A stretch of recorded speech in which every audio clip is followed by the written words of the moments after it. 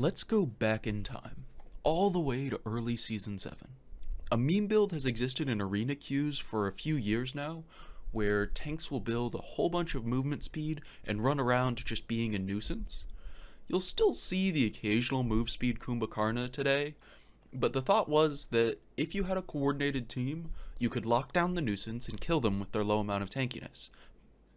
For that reason, you didn't see move speed builds go anywhere near as the SPL or high level ranked even, until Solo or Troll locks it in against Rival in Phase 1 of Season 7. Before we go any further, let's give some context to the era. King Arthur is dominating the solo lane. Gladshield's taken a few nerfs, but is still absolutely king of the solo lane. Pun intended. One of the only counters to King Arthur seems to be Camazotz, who simply outsustains King Arthur in the early game and has insane dive potential in the late game. Convention in the solo lane seems to be lean on protections, cooldown reduction, and abuse item passives like the shields, Mantle of Discord, Genjis, and tank boots. This is part of why move speed tier didn't seem to be good. There were so many good items with great passives that were just missing from the move speed build. How could it be good? I will admit, Frost did do a very good video on this subject back before I even touched making content. The most important piece is that tier passive and its interaction with crowd control reduction is perfect. If tier has full crowd control reduction, he can only be stunned for 0.6 seconds, or, more often due to diminishing returns, half a second. Combine that with his 3 movement abilities, and you have a character that is a pain to lock down, effectively countering the biggest counter to the move speed build. But Frost said something that irked me. On paper, this is a garbage solo lane build, but that's why you nerds need to stop looking at just numbers and actually play the game. There is no mathematical way to quantify how good a build is that emphasizes on movement speed and juking. And I took that challenge personally. Queued too many nights working on how to come up with a way to use numbers to determine how effective move speed is. Before we can get into the numbers, we gotta know what they are. Starting off the build is Warrior's Blessing. Then we go into Talaria boots. You had attack speed boots, power boots, tank boots, and move speed boots. These are the move speed boots. Relic Dagger at the time had 10% move speed and otherwise the same. Winged Blade had 10% move speed and no protections. Height of the Urchin hasn't been changed. Then you have Messenger's Mask. This is tier 2 of the now removed third option in the mask tree related to move speed specifically. As a tier 2, it doesn't have the drawbacks. Then you go into Masamune, a now removed option in the stone cutting tree that has a passive similar to Sledge, just better. Also has move speed. Combining these stats, or at least the ones we care about, gets us 62% move speed, 3,145 health, 164 physical protections, and 134 magical protections. With a few asterisks in there. This requires tier to be at level 20, Height of the Urchin to be fully stacked, Masamune's full passive to be in effect, which requires him to be surrounded by 5 people.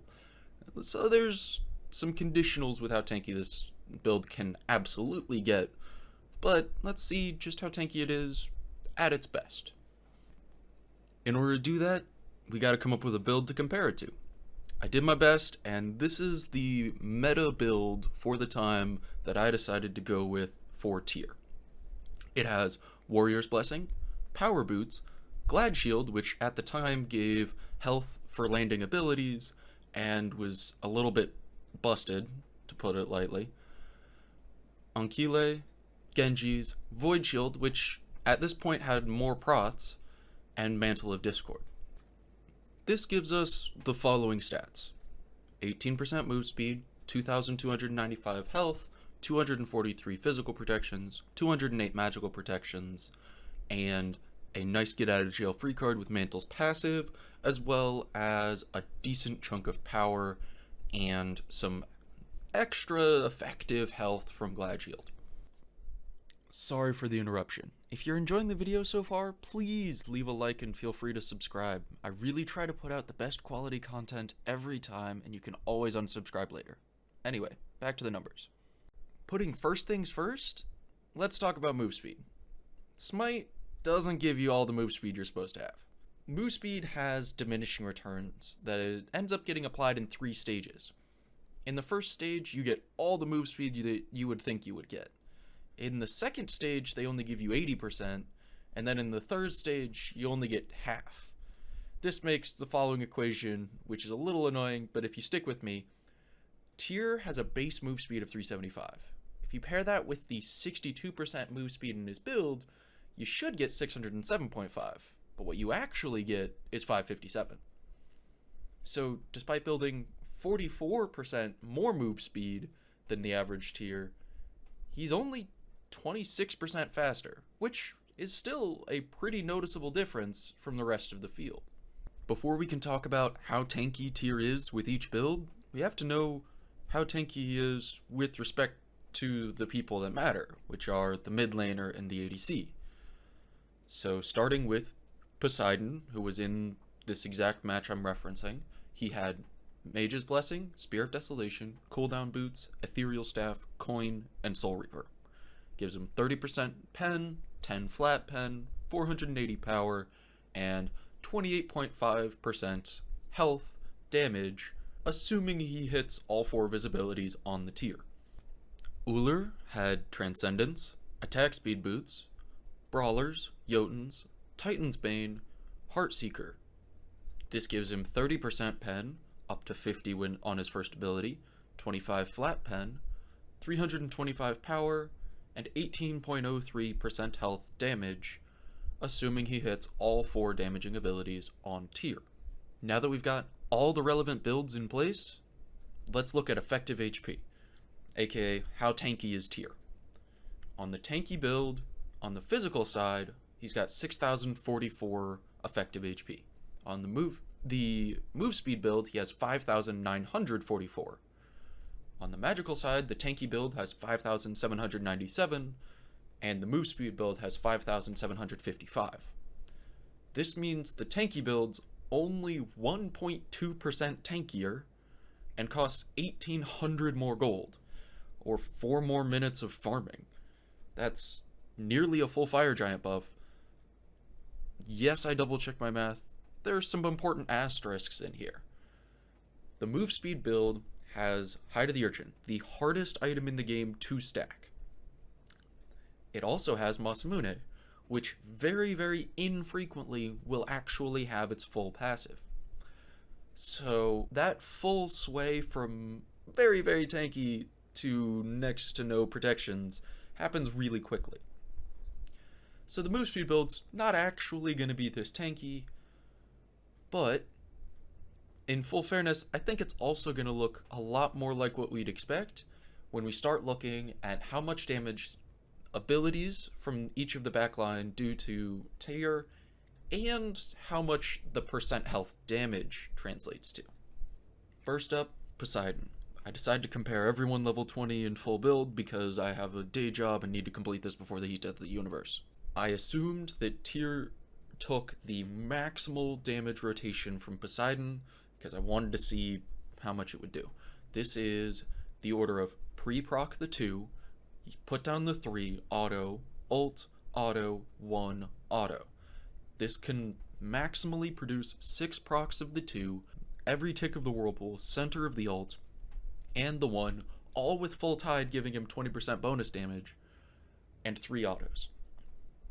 This deals 98.8% of move speed Tyr's health bar, and 89.7% of tanky Tyr's health bar. As damage from abilities goes down, so long as they're missed on both builds, this difference is going to stay the same. So long as you don't miss an entire ability, in which case the damage from Soul Reaver is going to change, and that's where these percentages start to shrink. Still, 10%, much more in line with what I'd expect. Moving on to Ullr, the full Panda Cat styling on you wombo combo is fire your bow stance 2 before all of this so you have bonus power. Stance switch, throw your axe, stance switch back, auto once, fire your 1, auto, fire your 3, auto, stance switch, jump, auto. Move speed tier only takes 74.3% of his health, and tanky tier takes 70.8%. As elements of this are either dropped from the combo or start to miss, those numbers get closer to each other because the first ability does more to the tanky build than it does to move speed tier. So items like Heartseeker, Soul Reaver, and E-Staff start to make the move speed builds look a lot less tankier than at first glance, but it's still pretty tanky. If you look at the juke requirements of the move speed build, in order for it to be tankier than the tanky build, you're looking at a single auto from Uller, the one from Poseidon, or a couple procs of Poseidon's 2.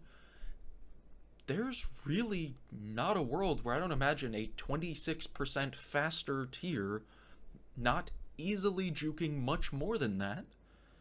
And that's kind of why this build works so well.